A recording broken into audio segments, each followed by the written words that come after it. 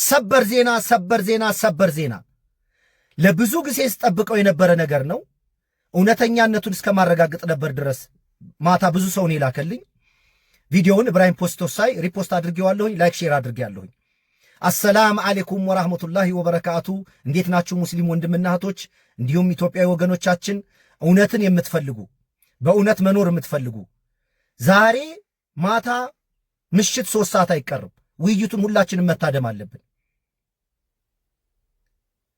ሁለቱንም ነው የማመሰግነው፣ በእኛም ሳይድ ያሉትን በዛኛውም ሳይድ ያሉትን ለውይይት መቀመጣቸው አንድ እርምጃ ነው።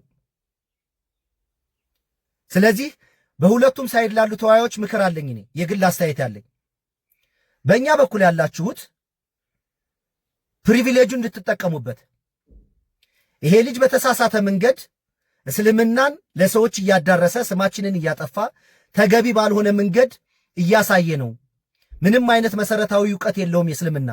ስለዚህ ከኛ ጋር መወያየት አለበት ብላችሁ አላህ ያንን እድል ሰጣችኋል፣ በደንብ ተጠቀሙበት።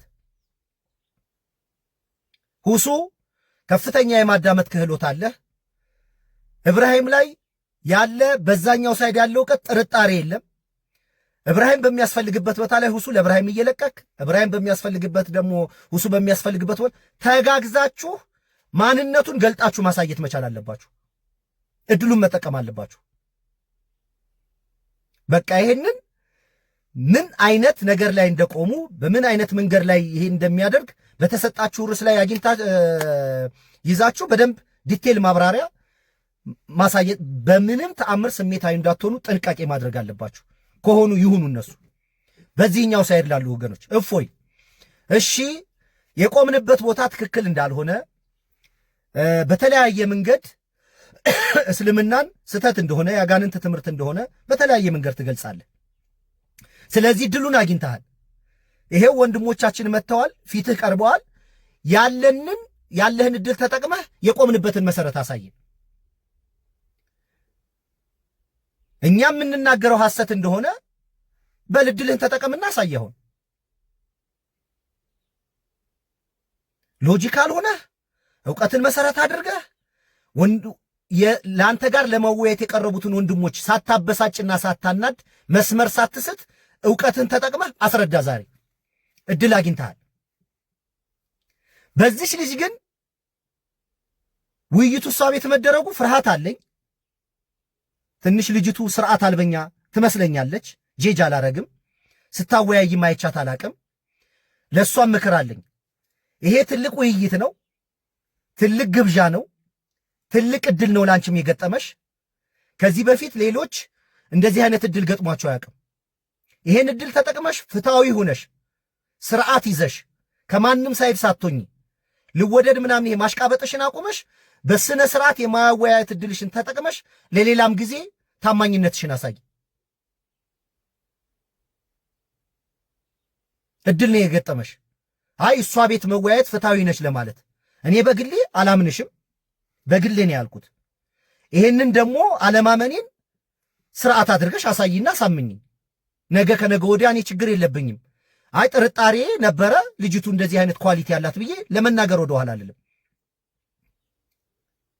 በመወያየት ላይ ያለሽን ታማኝነት አሳይ።